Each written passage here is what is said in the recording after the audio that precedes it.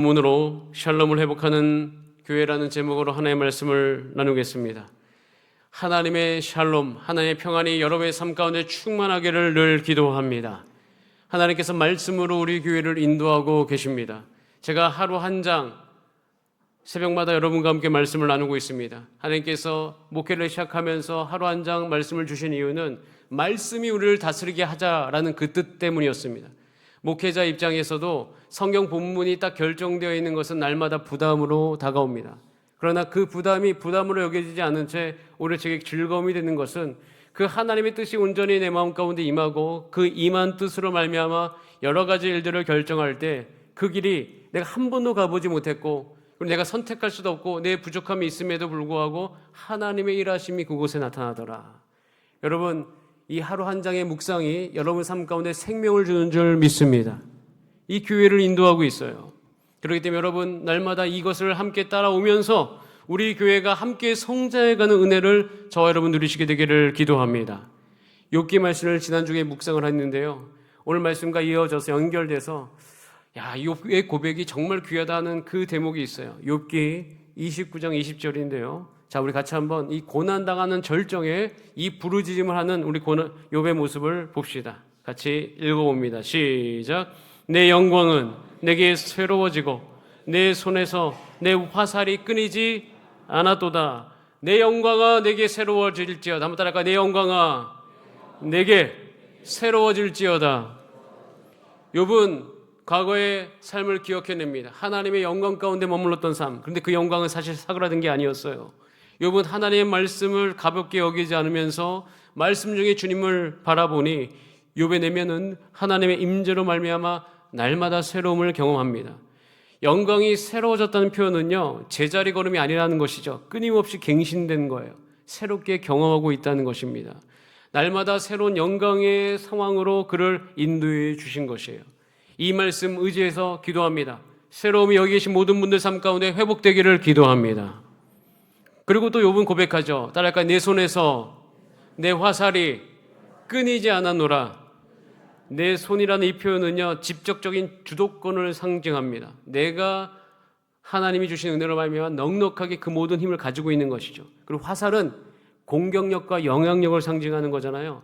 그렇기 때문에 욥이 고난 중에 있음에도 불구하고 자기의 그 영향력은 사그라들지 않았음을 고백하고 있어요.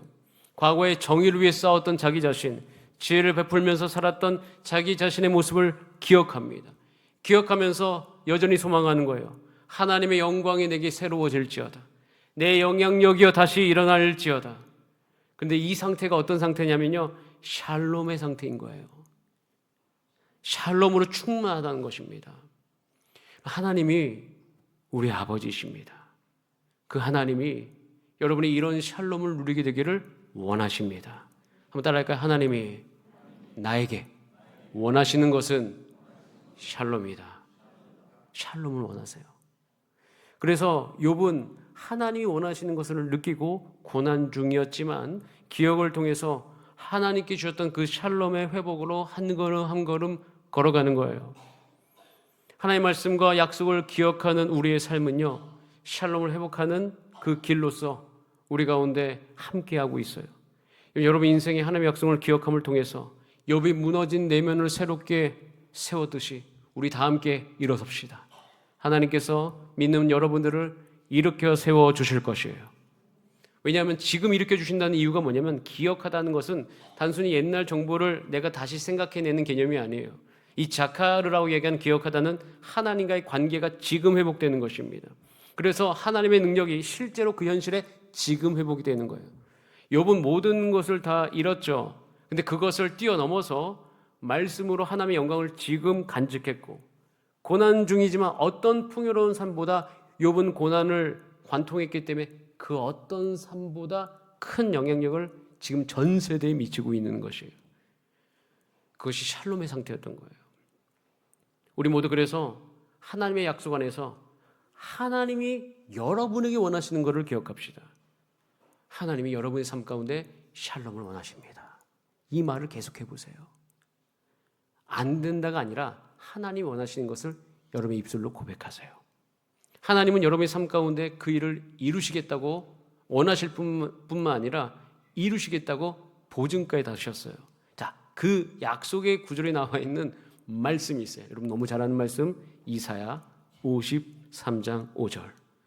자, 우리 같이 읽어봅니다. 시작. 그가 찔림은 우리의 허물 때문이요.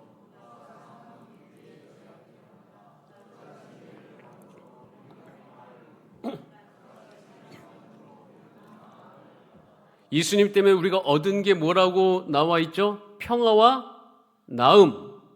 예수님 때문에 여러분이 획득한 것이 있어요. 평화와 나음. 이것이 히브리어로 샬롬 라파입니다.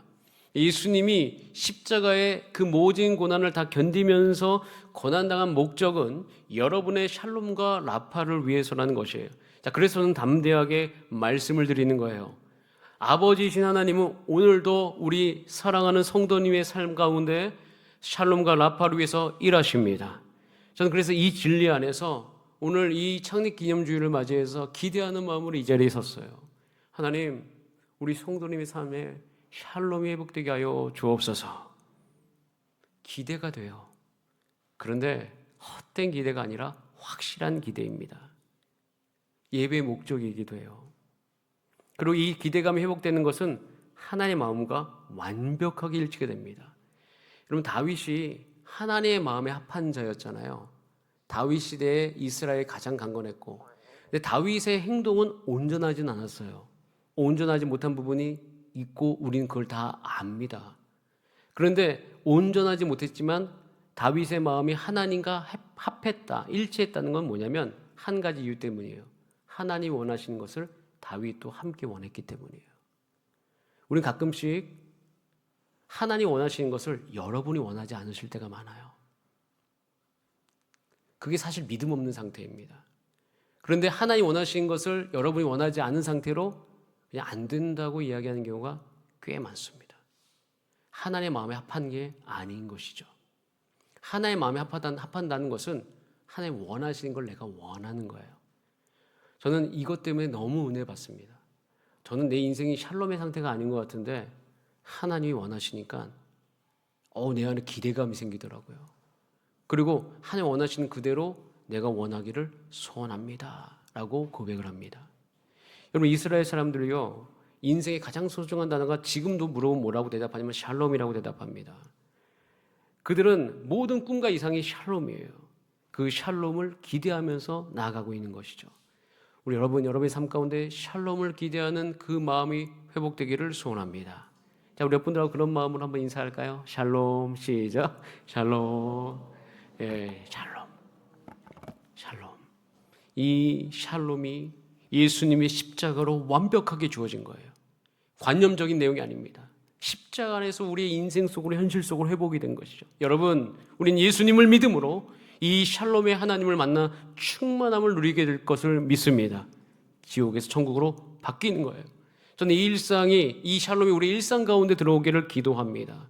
자, 그분을 만나기 위해서 오늘 본문 가운데로 들어가는 거예요. 그분을 만나야 돼요. 그 샬롬의 하나님을 만날 때가 오늘 본문의 내용의 딱 그때인데, 그때는 BC 1375년에서 1050년 사이에 소위 이스라엘 그 역사 가운데 가장 어두웠던 시대라고 이야기하는 사사시대였습니다. 그 사사시대에 촌에서 농사를 지었던 한 인물이 있는데 기드온이죠. 그 기드온이 하나님께 세움받은 그런 내용이 이 사사기의 내용에 기록되어 있는데, 그때가 언제냐? 오늘 본문 아닌데 그 앞에 6장 1절 말씀을 같이 한번 읽어보겠습니다. 그때를 한번 볼까요? 6장 1절. 자, 시작. 이스라엘 자손이 또 여호와의 목전에 악을 행하였으므로 여호와께서 7년 동안 그들을 미디안의 손에. 샬롬의 하나님을 여러분이 언제 만나느냐? 여러분의 삶의 터전이 흔들릴 때입니다. 무너질 때 샬롬의 하나님을 만나는 거예요. 샬롬의 하나님을 경험했던 때는 무너지고 있을 때예요. 자, 여러분의 삶 가운데 혹시 마음이 무너지셨습니까? 그럼 그때라는 거예요. 이스라엘은 터전이 흔들리고 무너졌는데 그 이유도 처참해. 왜냐하면 죄를 행하고 악을 행했기 때문입니다. 죄를 범했기 때문에 죄의 열매로 이스라엘은 약해졌고, 약해진 그 결과로 미디안 족속에 침략받아가지고 그 영향력 속으로 들어갑니다. 얼마나 괴롭히냐면 7년간 매번 그 파종해가지고 이제 그걸 걷어들일 때 와가지고 어떻게 해요? 그걸 다 뺏어가는 거야. 그러니까 힘이 나겠습니까? 그리고 7년간 제대로 먹지도 못하고 그러다 보니까 삶의 근간이 다 흔들려 버리는 것이에요. 자, 그런데 놀랍게도 무너지는 이 상황이 샬롬의 하나님을 경험하는 때라는 것이에요. 여러분, 무너질 때 샬롬의 은혜가 임하는 줄 아시길 바랍니다. 그러면 여러분 삶 가운데 일상 속에서 마음이 무너질 때가 있어요. 예를 들어서 내 자녀가 내가 원치 않는 것을 행할 때 마음이 무너져요. 갑자기 들어와야 될 돈이 안 들어올 때 마음이 무너져요. 갑자기 병원에 갔는데 그 치료의 결과가 안 나오면 마음이 무너져요. 주를 위해 살았는데 내 삶이 꼬꾸라진다고 느꼈을 때 마음이 무너져요. 그때가 언제라고요? 샬롬의 하나님 만날 때라고요. 그것을 누가 알았어요? 욥이 알았어요. 욥이 그것을 알고 그래서 30장 28절에 그 마음으로 이렇게 고백하는 거예요. 이거는 정말 놀라운 시각입니다. 욥기 30장 28절 시작. 나는 햇볕에 쬐지 않고도 검어진 피부를 가지고 걸으며 회중 가운데 서서 도움을 부르짖고.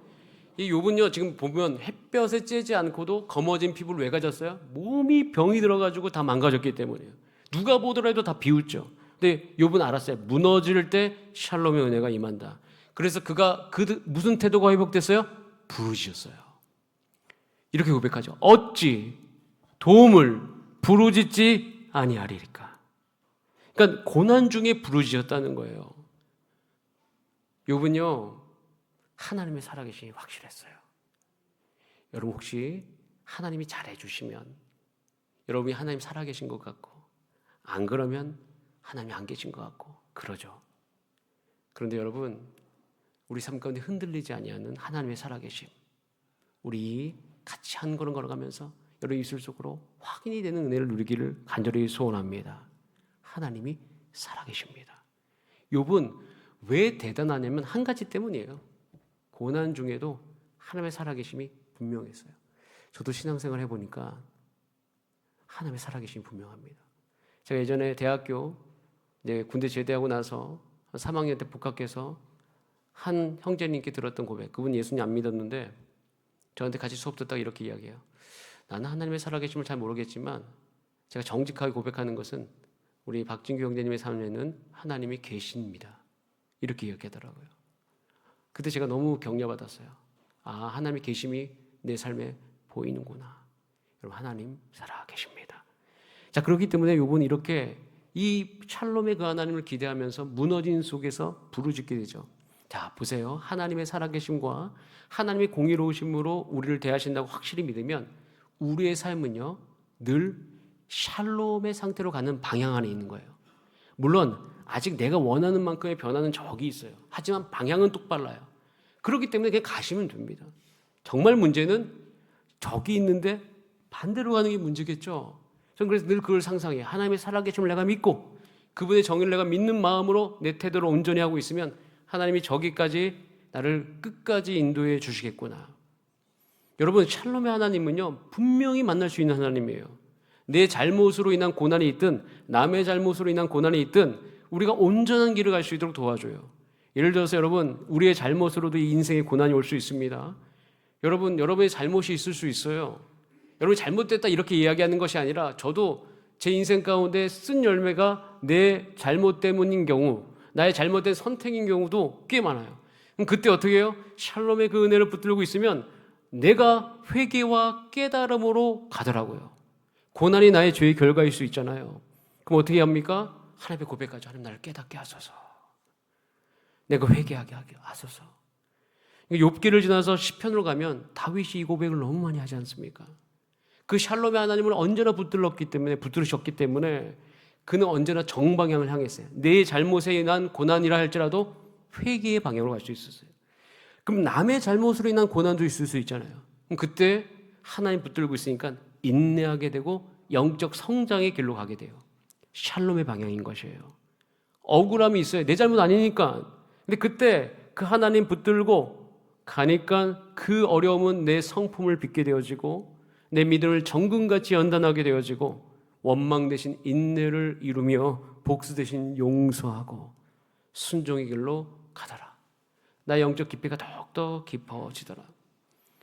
이스라엘도 똑같죠. 이스라엘은 자신의 죄 때문에 약해져서 미디안에게 침략당한 거예요. 내부적인 문제, 외부적인 문제 다 있었어요. 그런데 그 샬롬의 하나님을 그 은혜가 내게 있는다는 기대가 있으니까 그 기대감을 놓지 않고 부르짖어요. 그래서 그 부르짖음으로 말미암아 오늘 본문이 시작되는 건데요. 자, 6장 6절, 사사기 6장 6절 읽어봅니다. 여러분이 회복해야 될 태도예요. 오늘 시작. 이스라엘이 미디안으로 말미암아 궁핍함이 심한지라 이에 이스라엘 자손이 여호와께 여러분도 여러분의 죄악이든지 남의 죄악으로 인한 고난이든 간에 여러분 우리가 우리 삶 가운데 하나님을 향한 부르짖는 태도가 여러분의 인생 속에 회복되기를 바랍니다. 하나님이 우리 교회 성도님 가운데 말씀하십니다. 저에게도 말씀하시죠. 지금은 기도해야 될 때이다. 지금 기도해야 될 때입니다. 하나님께서 우리 교회 회복의 문을 열고 계십니다. 이때 우리는 반드시 기도해야 됩니다. 기도해서 우리는 어떻게 합니까? 하나님의 방향으로 가야 되는 거예요. 정방향이죠. 여러분 다시 한번 말합니다. 삶의 터전이 위협당하고 흔들릴 때, 실현당할 때 우리는 그것으로 무너질까 이렇게 생각하는데 하나님의 궁극적인 목적은 아니에요. 하나님은 항상 예수님 안에서 보증하셨어요. 너의 샬롬과 라파를 위해서 일한다. 그런데 징계당하는 것 같잖아요. 근데 그게 이걸 믿고 있으면, 기대감이 있으면 결국에는 좋은 것이더라고요. 왜냐하면 하나님께서는 나를 흔드시는 거거든요. 네가 지금 돌이켜야 될 게 있다는 거예요. 그러면서 어떻게 합니까? 다시 일어서게 하죠. 내가 하나님께서 원치 않는 불필요한 것들, 하나님 보시기에 싫어하는 것들이 내 인생 가운데 사라지도록 도와주시는 거예요. 그래서 아주 심하게 이야기하면요, 하나님의 징계는 하나님의 사랑입니다. 우리는 호세아 6장 1절을 통해서 알 수 있어요. 오라, 우리가 여호와께로 돌아가자.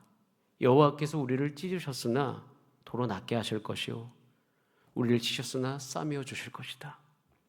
하나님이 반드시 나의 인생에 샬롬을 주신다는 기대가 있는 분들은요, 용기가 한 가지 생겨요. 어떤 용기냐면 한번 고백해 볼까요? 회개에 용기가 생긴다. 이 용기가 필요한 거거든요. 회개는 용기 있는 자가 할 수 있어요. 그렇기 때문에 내 삶의 터전이 흔들리고 있을 때 샬롬의 은혜를 기도하면서 하나님의 부르짖다 보면 성령이 충만한 은혜로 말미암아 내 삶에 회개할 거리들이 나오더라. 주님 회개하오니 회복의 은혜를 부어 주옵소서. 샬롬의 은혜를 경험하신 여러분 되시기를 바랍니다. 또 우리가 샬롬의 그 하나님을 만날 때가 언제인가? 두 번째, 삶의 소명이 힘겹게 느껴질 때예요. 버거울 때죠. 우리 인생에 소명이 있습니다. 목숨을 들여서 해야 될 일이 있다는 거예요. 그런 숙제가도 같은 일이 내 인생에 감당하기가 너무 벅찰 때가 있습니다. 가정 안에서 아버지로 벅차고 어머니로 버겁고 인생의 세월 속에서 내 육체가 연약해지니까 내 육체가 내게 짐이 되는 거야. 버겁습니다. 교회에서도 내 역할이 버거울 때가 있어요. 자, 오늘 본문은요, 이스라엘의 입장만 나오는 게 아니라 기드온 개인의 입장도 나옵니다. 자, 기드온의 입장이 지도자의 입장인데, 그러니까 이스라엘이 기도하자 하나님 누굴 세우셔요? 기드온을 세우셔요. 전 여기서 섬뜩할 때가 있어요. 하나님, 우리 가정을 위해 기도합니다. 근데 하나님 나를 쓰신다는 거야. 교회를 기도하는데 하나님 나를 쓰신다는 거야. 자, 그런데 기드온은요, 굉장히 가난한 농부 출신입니다. 그렇기 때문에 그가 자기 스스로를 작은 자로 여기고 있는 것은 너무 자연스러워요. 그런데 보세요. 자, 12절부터 쭉 한번 볼게요. 12절 같이 한번 읽어보겠습니다. 12절 말씀 아주 재미있는 대목이에요. 시작. 여호와의 사자가 기드온에게 나타나 이르되 큰 용사여 여호와께서 너와 함께 계시도다 하매. 자, 이걸 언어로 한번 생각해 보세요. 하나님의 언어입니다. 자, 그러자 13절. 자, 사람의 언어예요. 우리 언어와 닮았거든요. 시작. 하나님께서 함께 13절 시작. 기드온이 그에게 대답하되 오 나의 주여 여호와께서 우리와 함께 계시면 어찌하여 이 모든 일이 우리에게 일어났나이까. 여기까지만 읽겠습니다. 이렇게 반문하고 있어요. 하나님의 사자 나타나서 큰 용사여 일어나라 했는데 우리의 그 사람의 언어는 왜 지금 미디안 족속이 쳐들어오냐는 거예요. 사람의 언어와 하나님의 언어가 달라요. 자, 그러자 하나님이 또 말씀하세요. 14절 하나님의 언어 한번 읽어봅시다. 14절 시작. 여호와께서 그를 향하여 이르시되 너는 가서 이 너의 힘으로 이스라엘을 미디안의 손에서 구원하라. 내가 너를 보낸 것이 아니냐 하시니라. 하나님의 언어죠. 그러자 사람의 언어가 또 어떻게 반응하죠? 기드온이 그에게 대답하되 오 주여 내가 무엇으로 이스라엘을 구원하리이까. 기드온이 이야기해요. 나 같은 사람이 어떻게 구원합니까? 나 같은 사람이 엄마로서 자격이 있습니까? 나 같은 사람이 자상한 남편이 될 수 있을까요? 나 같은 사람이 영혼을 섬길 수 있을까요? 이렇게 이야기하죠. 자, 보세요. 여기서 소명이 버거울 때 샬롬의 은혜가 구할 때 한 가지 바뀌는 게 있어요. 언어가 바뀝니다. 우리 입술의 언어를 한번 살펴보세요. 여러분의 입술의 언어는 어떤 언어를 사용하고 계십니까? 여러분, 내가 수요 예배 때도 잠깐 나눴는데요. 여러분의 언어가 제발 여러분의 생각으로 말하지 마시기 바랍니다. 저는요, 여러분들에게 제가 부족합니다 이런 얘기 잘 안 합니다. 왜냐하면 부족하지 않아서가 아니에요. 부족한 줄 여러분 다 아시기 때문이에요. 제가 굳이 이야기 안 해도 여러분이 제가 부족한 줄 압니다. 사람이니까요. 그래서 저는요, 제 언어를 바꾸길 결심했습니다. 내 생각을 내 언어로 이야기하는 게 아니라 하나님이 나에게 원하시는 것을 내 언어로 이야기합니다. 하나님이 나를 부르셨다. 하나님이 나를 쓰신다고 하신다. 하나님이 성령을 부으시겠다고 하셨다. 하나님이 사랑을 부으실 거다. 저는요, 기준이 명확한 사람입니다. 굉장히 기준이 명확하게 태어났고 기준을 세우는 걸 좋아합니다. 그런 기준을 타고났기 때문에 어쩔 수가 없어요. 이게 잘 안 바뀝니다. 그러다 보니까 가정 안에서 기준을 세우고 뭔가 훈계를 할 때 누가 하겠어요? 제가 하죠. 그러다 보면 제 안에 한 가지 소망이 또 있거든요. 기준을 세우는 것도 세우는 건데 자상한 아빠가 되고 싶거든요. 근데 이게 양립이 잘 안 돼요. 그래서 항상 저는 실망했어요. 안 되는 줄 알고. 그리고 항상 자녀들한테 그런 고백 듣는 게 꿈이었어요. 어느 날 한번 들은 적이 있어요. 매년 조금씩 괜찮아지시는 것 같다고. 그런데 그때 그거 가지고 제가 심각하게 주 앞에 기도한 적이 있거든요. 근데 하나님께서 포기하지 말라고 하셨어요. 내가 너와 함께함이니 너는 자상한 아버지가 될 것이다. 그때부터 저는 제 입술의 언어를 바꿉니다. 하나님 원하신 대로 이야기해요. 저는 포기하지 않습니다. 어제도 실패했지만 하나님 붙들고 있으니 하나님이 능히 하게 하실 것이에요. 이렇게 이야기합니다. 여러분, 우리의 언어가 예를 들어서 내가 생각하는 나의 상태를 언어로 이야기하는 게 겸손일까요? 겸손이 아닙니다. 겸손하면 순종하고 연결되어 있어요. 하나님이 말씀하시는 것을 여러분의 입술로 이야기하세요. 그게 겸손함이에요. 하나님 앞에 완전히 순종한 상태가 겸손함이기 때문인 것이에요. 우리는 어떤 수준의 낮음 자체를 겸손을 여기는데 그 겸손 아닙니다. 겸손을 가장한 교만함일 수 있습니다. 왜냐하면 겸손함과 교만함은 뿌리가 같기 때문이에요. 제일 중요한 건 하나님 말씀하신 대로 나를 인식하는 것이 제일 중요한 겸손이에요. 그럼 우리 어디에 집중할 수밖에 없어요? 하나님의 언어에 집중할 수밖에 없는 것입니다. 자, 우리가 집중해야 될 하나님의 언어가 6장 16절에 나와 있어요. 같이 한번 읽어볼까요? 오늘 본문 6장 16절 시작. 여호와께서 그에게 이르시되 내가 반드시 너와 함께하리니 내가 미디안 사람 치기를 한 사람을 치듯 하리라 하시니라. 언어가 바뀝니다. 하나님이 함께 하시겠다고 하셨습니다. 하나님이 미디안을 치시겠다고 하셨습니다. 하나님이 두사람교회를 쓰신다고 말씀하십니다. 하나님이 여러분을 연단하신다고 말씀하십니다. 여러분 반드시 말씀을 묵상해야 된다고 말씀하십니다. 여러분, 샬롬의 하나님이 우리 가운데 찾아올 때 우리 안에 언어가 달라집니다. 꿈이 달라집니다. 저도 저 자녀를 키울 때 자녀의 어떠함 때문에 고민이 많습니다. 소망을 바꾸지 않아요. 왜냐하면 하나님을 만나야 된다는 그 간절한 소망이 제 안에 있는 것입니다. 여러분, 하나님이 여러분 가운데 말씀하십니다. 여러분의 언어가 하나님의 언어 되기를 간절히 소원합니다. 그렇기 때문에 여러분 어려우세요? 소명 때문에 버거우세요? 겸손하게 주의 음성 들으시길 바랍니다. 자기 자신을 들으시길 바랍니다. 그때 샬롬의 하나님께서 임하셔서 여러분의 마음을 평강 가운데 임하게 될 줄 믿습니다. 자, 이렇게 되다 보면 샬롬의 하나님 만날 때가 언제인가? 저는 사실 이 세 번째가 너무나도 아주 놀라운 경험이었는데 한번 따라가. 두려움을 느낄 때다. 이게 무슨 두려움이 느껴진다는 거냐면 이제 기도원이 하나님 만난다고 합니다. 기도합니다. 자, 그러자 여호와의 사자를 만나죠. 자, 22절. 근데 이렇게 고백을 해요. 자, 보겠습니다. 22절. 시간상 빠르게 진행하겠습니다. 시작. 기드온이 그가 여호와의 사자인 줄 알고 이르되 슬프도소이다. 주 여호와여, 하나님 만나게 해달라고 했는데 여호와의 사자 만나고 나서 왜 슬프다고 하죠? 왜냐하면 그때 당시에 구약시대 사람들은 하나님 만나면 죽는다고 생각했기 때문이에요. 하나님을 딱 만나자마자 이 기도의 마음속에 한 가지 마음이 회복이 됩니다. 하나님을 두려워하는 마음이 회복이 되어져요. 근데 여러분, 이 마음이 너무 좋은 마음이에요. 이유가 뭐냐면 하나님의 두려움이, 하나님을 두려워하는 마음이 딱 생기자마자 바로 분별된 게 있어요. 23절. 자, 23절이에요. 여러분 이거 있으면 두려움이 다 사라져요. 놀랍게 시작. 여호와께서 그에게 이르시되 너는 안심하라, 두려워하지 말라, 죽지 아니하리라. 여러분 이 음성이 사실 분별되기가 너무 힘들어요. 두려워하지 말라, 내가 너와 함께함이니라, 너의 인생을 내가 다 책임지겠다, 너의 인생 속에 내가 역사하겠다. 이 음성이 확신으로 들리기가 너무 힘들어요. 왜? 두려움이 나를 짓누르니까. 그런데 제가 경험한 거, 하나님을 두려워하는 마음, 하나님을 경외하는 마음이 내 안에 생기기 시작하니까 가짜 두려움이 사라집니다. 여러분 지금 기도원은요 놀라운 은혜를 받고 있는 거예요. 하나님을 두려워하니까 미디안에 대한 두려움이 사라지기 시작한 거예요. 왜 하나님을 경외하는 마음이 우리 안에 회복이 되어져야 되는가? 하나님을 경외하면 우리 가운데 우리에게 주는 가짜 두려움이 사라져요. 자기 연약함에 대한 두려움, 지금 재정이 없는 것에 대한 두려움, 건강에 대한 두려움, 이것이 사라지기 시작해요. 힘을 잃기 시작합니다. 그러면서 하나님을 두려워하는 마음속에 평강의 그 하나님을 만나가는 거예요. 이걸 다 경험하고 기드온이 24절에 이렇게 이야기합니다. 기드온이 여호와를 위해서 거기서 제단을 쌓고 그것을 따라가 여호와 샬롬이라 하였더라. 평강의 하나님이 나와 함께 계시기를 원하시는구나. 원래 여호와는 항상 제가 여러분 가운데 몇 번 말씀드렸는데 해석하기를 하나님 우리 삶 가운데 있고 싶어서 여호와라는 이름을 주셨다고 말씀드렸어요. 우리도요 수많은 가짜 두려움 속에 살아갑니다. 전 자녀 바라볼 때마다 가짜 두려움이 느껴져요.